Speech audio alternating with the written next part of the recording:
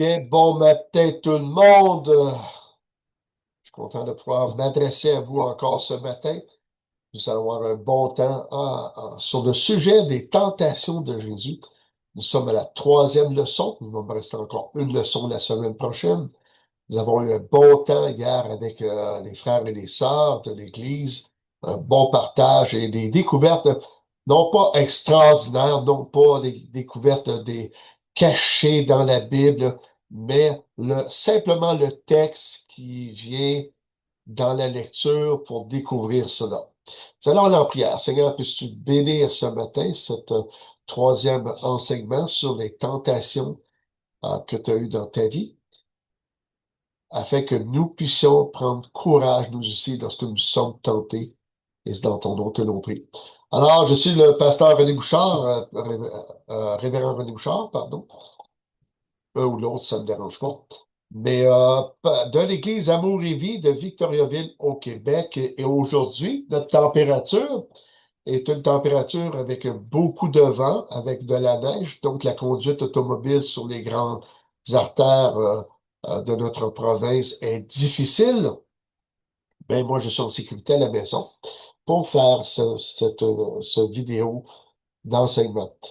J'aimerais rappeler encore, non pas des règles, mais pour mieux comprendre, c'est que le mot grec par rapport à tentation, tout comme le mot hébreu, sous-entend une mise à l'épreuve, et pas seulement tentation dans le sens le diable va nous tenter, mais toute opposition qui vient vers nous pour nous empêcher de faire la volonté du Seigneur euh, est une tentation dans le sens global du mot grec tentation. Nous allons voir des textes ce matin qui ne semblent pas avoir cela, mais vous allez comprendre pourquoi c'est comme la mise à l'épreuve où il y a des situations qui veulent créer le doute envers nous et contre nous pour nous empêcher de faire la volonté de Dieu, y compris dans le mot tentation en grec. Je vais ouvrir mon texte. J'ai vu que dans les semaines passées, même si j'ouvrais mon texte et je changeais mes pages, ça changeait sur mon ordinateur, mais pas dans la vidéo.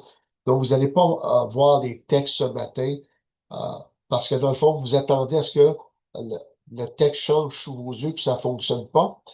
Et à partir de là, ben, on va revenir comme autrefois quand j'étais en direct sur YouTube. Vous n'aviez pas accès à ces textes non plus, sinon que je les lisais à voix haute. Ça va être la même chose ce matin. Ce matin, nous allons voir que Jésus est tenté en rapport des impôts. Des impôts qui doivent être payés à César. Et à partir de là, ben, ça crée un problème dans la vie de Jésus parce que, étant pleinement Dieu, pleinement homme, le juif, dans sa compréhension, il devrait payer le tribut ou les impôts seulement qu'au temple et non pas à l'envahisseur. Et là, nous allons voir ici, dans le Matthieu chapitre 22, principalement ce chapitre-là, que Jésus va être tenté par trois groupes différents. Un étant des gens très, très politisés. Le deuxième, de la grande prêtrise. Et le troisième, qui sont les pharisiens, que j'appelle les religieux de l'époque. Vous me direz, ouais, ben, c'est tous des religieux, mais pas les Hérodiens, mais le Sadducéen. Mais je les démarque parce que c'est deux choses différentes que je vais faire le point dessus. Donc, dans Matthieu 22, versets 16 à 22, ils envoyèrent auprès de lui leurs disciples avec les Hérodiens, qui dirent, Maître, nous savons que tu es vrai et que tu enseignes la voie de Dieu selon la vérité, sans t'inquiéter de personne, car tu ne regardes pas l'apparence des hommes. Dis-nous donc ce qui te semble. Est-il permis ou non de payer le tribut à César? Si on n'avait pas d'autres textes, on dirait ici, ben, ils reconnaissent que Jésus enseigne la voie de Dieu, qu'il parle avec vérité, qu'on doit l'écouter. Il n'y en est pas du tout question. Nous allons voir ici la suite. Jésus, connaissant leur méchanceté, répondit, pourquoi me tentez-vous, hypocrite? Montrez-moi la monnaie avec laquelle on paie le tribut. Ils lui présentèrent un denier. Il leur demanda, de qui sont cette effigie et cette inscription? De César, lui répondirent-ils. Alors il leur dit, rendez donc à César ce qui est à César, à Dieu ce qui est à Dieu. Étonnés de ce qu'ils entendaient, ils me quittèrent et s'en allèrent. Comment comprendre le mot tentation? Quelqu'un a posé la question hier durant la leçon. Ah, ici, c'est la flatterie. Ils l'ont flatté en disant, on reconnaît que tu viens de Dieu, tu enseignes la voix de Dieu, tu dis la vérité, mais ils étaient des hypocrites et le Seigneur leur dit, pourquoi me tentez-vous, hypocrite? Et combien de fois que les gens vont passer par la flatterie pour nous parler et nous faire dire des choses et nous prendre un revers par la suite pour dire, tu as dit cette chose-là, c'est la même chose qu'on veut faire ici. Par leur hypocrisie, ils veulent prendre Jésus à revers, à savoir, est-ce que tu vas être responsable pour payer des argents à César? Et ce sont des Hérodiens en passant. Les Hérodiens, ce sont des gens du parti politique de Hérode. Et tous les Hérodes, ce ne sont pas des vrais rois, mais des rois pantins de César, des Italiens ou des Romains, comme c'est toute la même chose. Ah, et ici, il leur dit, oui, je vais payer. Et là, ça ne veut plus quoi dire. La tentation est dans le fait de le prendre à défaut par rapport à la loi sociale. Tu dois payer tes impôts à César. Et ça Sadducéens, maintenant, qui déprouvent sur la vérité de la résurrection. Encore ici, ce qui est particulier dans Matthieu 22, verset 23 à 30, c'est ceci. C'est que les Sadducéens, qui ne croient pas à la résurrection des morts ni aux anges, vont vouloir le prendre à revers par rapport à la résurrection. Et les Sadducéens, n'oublions pas, ce sont ceux qui dirigent Israël dans la moralité, dans la spiritualité, dans la religion. Et c'est là qu'on retrouve le souverain sacrificateur. C'est une secte à l'intérieur. Imaginez-vous, cette secte qui gouverne la haute prêtrise, qui sort de la haute prêtrise, ne croit même pas à la résurrection des morts et aux anges. Donc, ils vont vouloir le prendre à revers par le questionnement, à savoir, est-ce que tu connais bien ta parole? Est-ce que tu connais bien? Parce qu'on t'entend parler et tu sembles être un enseignant, tu sembles être un rabbin, on va te tester. Le même jour, dans Matthieu chapitre 22, verset 23 à 30, le même jour, les Sadducéens qui disent qu'il n'y a point de résurrection vinrent auprès de Jésus et lui firent cette question. Maître, Moïse a dit, si quelqu'un meurt sans enfant, son frère épousera sa veuve et suscitera une postérité à son frère. Or, il y avait parmi nous 7 frères. Le premier se maria et mourut. Et comme il n'avait pas d'enfant, il laissa sa femme à son frère. C'est la loi du Lévéra qu'on retrouve dans le Deutéronome. Et cette loi du Lévéra dit que lorsque un homme meurt sans avoir de postérité, sans avoir un enfant mâle pour que la postérité puisse suivre le nom de sa famille, sa postérité familiale, ben, un de ses frères doit épouser sa veuve, avoir une relation sexuelle, avoir un garçon. Ce garçon va porter le nom du mari défunt et avoir la postérité du mari défunt. Donc, le défunt qui est frère de son père à ce moment-ci. Il en fut de même du second, puis du troisième jusqu'au septième. Donc, ils sont tous morts sans laisser d'enfant, un fils. Après eux tous, la femme mourut aussi. À la résurrection, duquel des 7 sera-t-elle donc la femme? Car tous l'ont eu. Jésus leur répondit, vous êtes dans l'erreur parce que vous ne comprenez ni les Écritures, ni la puissance de Dieu. Jésus est après le reprocher.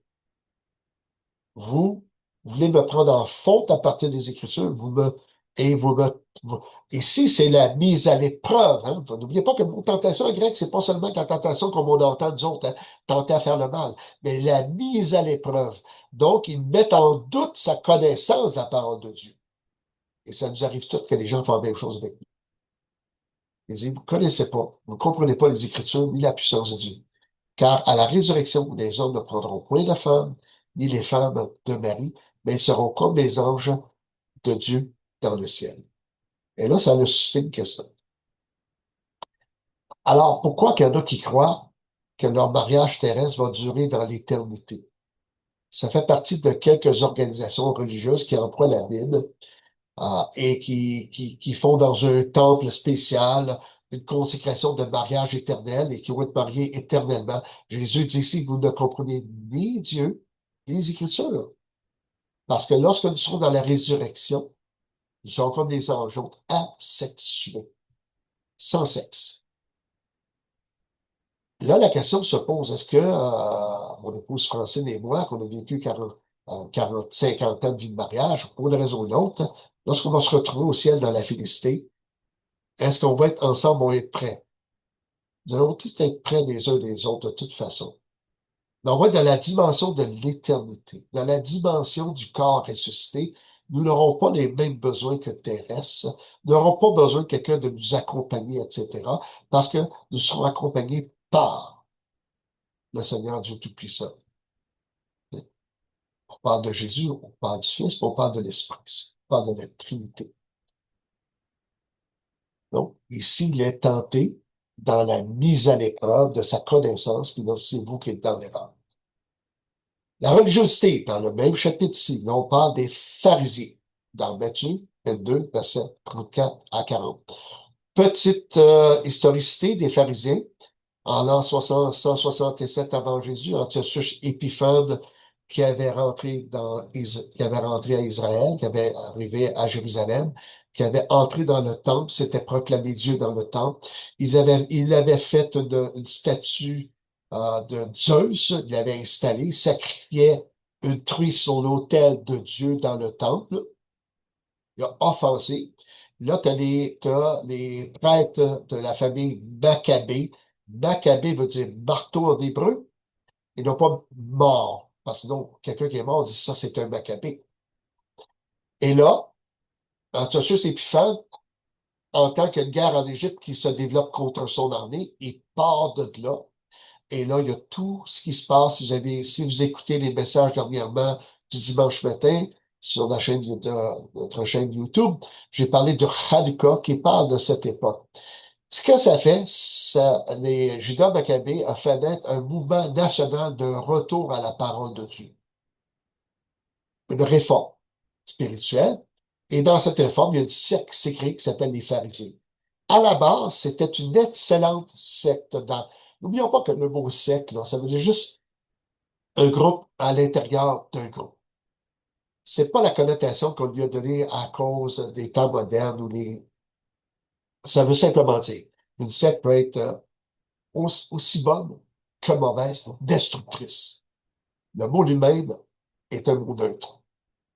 Donc, ils sont une secte. Ils sont pas des prêtres, mais ils connaissent bien la parole. Eux, ce qu'ils s'efforcent, c'est d'accomplir les 613 commandements par jour pour être sauvés par l'accomplissement des 613 commandements. Donc, ils connaissent bien la forme, même mieux que plusieurs prêtres, parce qu'eux s'adonnent à étudier ça, spécifiquement la loi de Moïse et de la vivre. Autant que Jésus sont complètement déconnectés, ils se croient supérieurs à tous les autres groupes religieux de l'époque, même à Jésus, aux disciples. Donc, ils vont lui poser cette question-ci. Et eux vont l'emmener sur, justement, la loi de Moïse, les commandements, particulièrement les 10 commandements. N'oublions pas que la loi de Moïse inclut trois lois spécifiques. Les 10 commandements qui est une loi morale, à part des deux autres. La loi des sacrifices. Donc, on tue un animal qui représente en fin de compte que Christ va mourir pour nous à cause de nos péchés. Ça aurait dû développer un cœur et une horreur de faire tuer quelqu'un à notre place. Ils l'ont fait par ritualisme. Et la loi des cérémonies. Il devait, chaque père de famille, devait être à Jérusalem pour les trois grands piliers de fête dans l'année. Et dans ces trois grands piliers de fête, il y a sept fêtes qui sont au travers des trois grands piliers. Il était ordonné que chaque père de famille soit présent à cette fête. Eux vont le questionner non pas sur la loi des cérémonies, non pas sur la loi euh, de, des sacrifices, mais sur la loi morale. Les pharisiens, Matthieu 22, verset 34 à 40, les pharisiens, ayant appris qu'il avait réduit au silence les Sadducéens, se rassemblèrent. Ça te l'a dit. Là, on est le troisième groupe. Le premier groupe, ça a été les Hérodiens. Ils ont manqué le shot. Ils n'ont pas réussi. Deuxième groupe, ça a été les Sadducéens. Ça n'a pas fonctionné. C'est eux qui se croient supérieurs tout le temps aux autres. Ben, ils se lancent pour le questionner, pour être capable de le prendre à défaut. Encore ici, il met à l'épreuve sur sa connaissance de la loi morale ici. Donc, les pharisiens, ayant appris qu'il avait réduit au silence les Sadducéens, se rassemblèrent. Et l'un d'eux, docteur de la loi, lui fit cette question pour l'éprouver. Maître, quel est le plus grand commandement de la loi? Jésus lui répondit, tu aimeras le Seigneur ton Dieu de tout ton cœur, de toute ton âme, de toute ta pensée. C'est le premier et le plus grand commandement. Et voici le second, qui lui est semblable. Tu aimeras ton prochain comme toi-même. De ces deux commandements dépendent toute la loi et les prophètes. Et là, il leur lance quelque chose en même temps. Il dit, non seulement la loi de Moïse, d'aimer Dieu en premier et de nous aimer, mais aussi toute la déclaration des prophètes qui ont parlé de la part de Dieu. Et là, il vient des bouches bées, parce qu'il était certain qu'il était capable de le prendre, de le prendre en défaut et non pas réussi. Jésus est tenté dans son humanité de ne pas vivre le calvaire. On sait que dans Hébreux chapitre 2, verset 18, il dit, ça dit littéralement que Jésus a été tenté dans ce qu'il a souffert. Donc, le calvaire a été une tentation. Mais j'aimerais parler ici au travers des émotions, de son humanité à y aller au calvaire. Nous allons lire maintenant dans Matthieu 26, verset 36 à 50. Dans Matthieu 26, verset 36 à 50, là-dessus, Jésus alla avec eux dans un lieu appelé Gethsémani. Il dit aux disciples, asseyez-vous ici, pendant que je m'éloignerai pour prier. Il prit avec lui Pierre et les deux autres fils de Zébédée. Une autre version dira, un autre évangile dira Jean et Jacques. Et il commença à éprouver de la tristesse et des angoisses. Ah, Jésus est angoissé. Si vous connaissez bien, j'ai employé cette expression-là depuis le début du ministère dans ma vie. Pour la première fois de sa vie, Dieu va mourir. N'oublions pas, étant pleinement homme et pleinement Dieu, mais dans son humanité, Dieu n'a jamais vécu la mort. Et là, il va vers la mort. Le trépas est pour lui angoissant, tout comme nous autres, frères et sœurs. Il leur dit alors, mon âme est triste jusqu'à la mort, restez ici et veillez avec moi. Regardez à quelle tristesse qu'il était. Mais un autre évangile va dire à ce moment-là, ben, il va être tellement angoissé qu'il y a comme des grumeaux de sang qui sortent de lui, qui tombent par terre coagulés. Et c'est un phénomène connu, euh, euh, connu en psychologie, quelqu'un qui fait des crises d'angoisse tellement intenses que les petits capillaires de la peau explosent et du sang mélangé à la sueur, lorsqu'il arrive au contact de l'oxygène, va faire une croûte et ça tombe et la peau devient hypersensible. Imaginez-vous par la suite, on a flagellé par-dessus ce qui vient de vivre biologiquement à cause de cette angoisse. C'était très intense. Mais il en fait quelques pas en avant, il se jeta sur sa face et pria ainsi. Mon Père, s'il est possible que cette coupe s'éloigne de moi, toutefois non pas ce que je veux, mais ce que tu veux.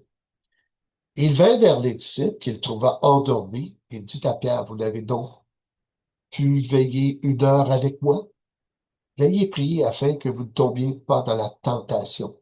Voilà ici, un bon moyen pour se battre contre la tentation, le tentateur, c'est d'être vigilant à ce qui nous entoure et d'être en prière aussi avec le Seigneur. On ne parle pas de prier 24 sur 24, de cloîtrer ici. On parle d'avoir un cœur de prière que l'apôtre Paul appelle prier sans cesse, pour ne pas tomber dans la tentation. L'esprit bien disposé, mais la chair est faible.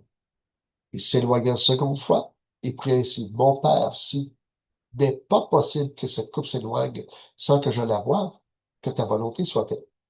Il revint et les trouva encore endormis, car leurs yeux étaient appesantis. Il les quitta et s'éloigna, et il pria pour la troisième fois, répétant la même parole. Puis il alla vers ses disciples et leur dit, vous dormez maintenant? Vous vous reposez? Voici l'heure est proche, et le Fils de l'homme est livré aux mains des pécheurs. Levez-vous, allons.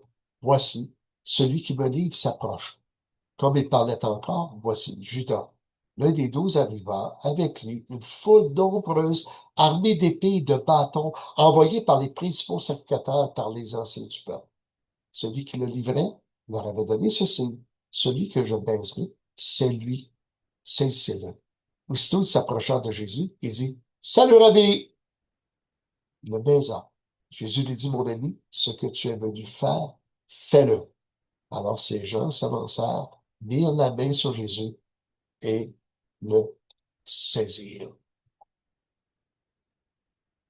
Ce qui est extraordinaire ici, c'est que dans ce contexte, il y a beaucoup d'émotions, il y a de l'angoisse, et lui-même est après dire à ses disciples, l'esprit, l'esprit bien disposé, mais la chair est faible.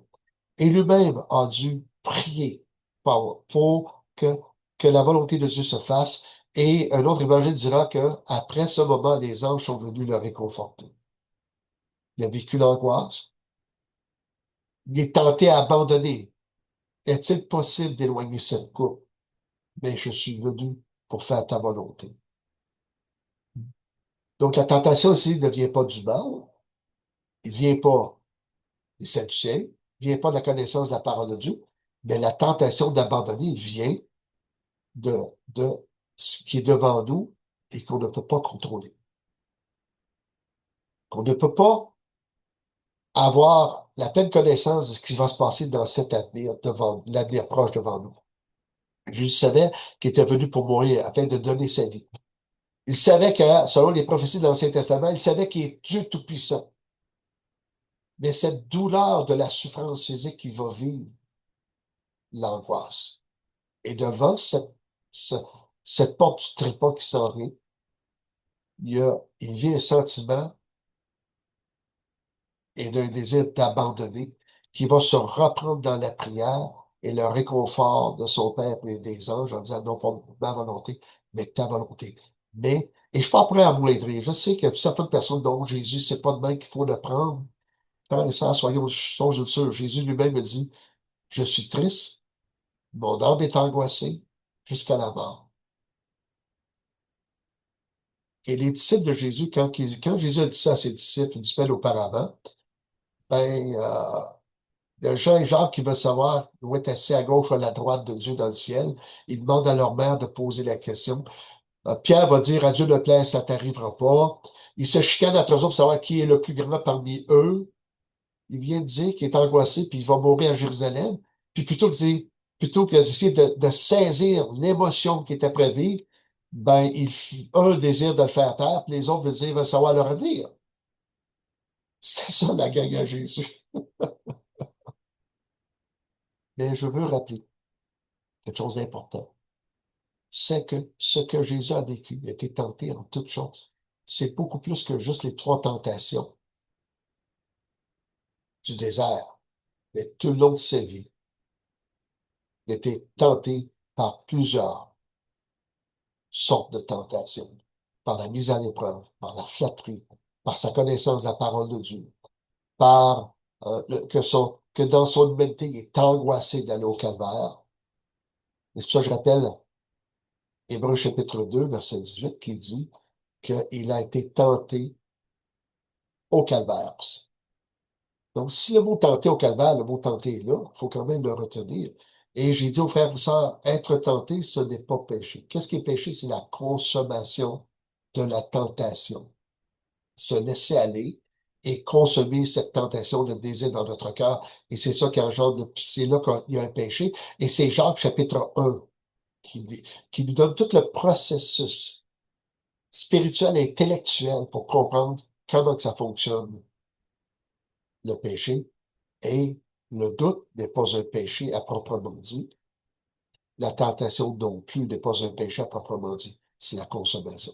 J'espère que ça vous encouragera à savoir que lorsque j'ai un doute, lorsque je suis tenté et que je résiste avec tout, ben, Jésus me comprend. Seigneur, merci pour cet enseignement ce matin qui fait du bien à nos âmes ainsi qu'à la mienne. Bénis mes frères et mes sœurs et je te demande d'agir dans leur vie au nom de Jésus. Amen. Je vous aime. À la semaine prochaine. Bye.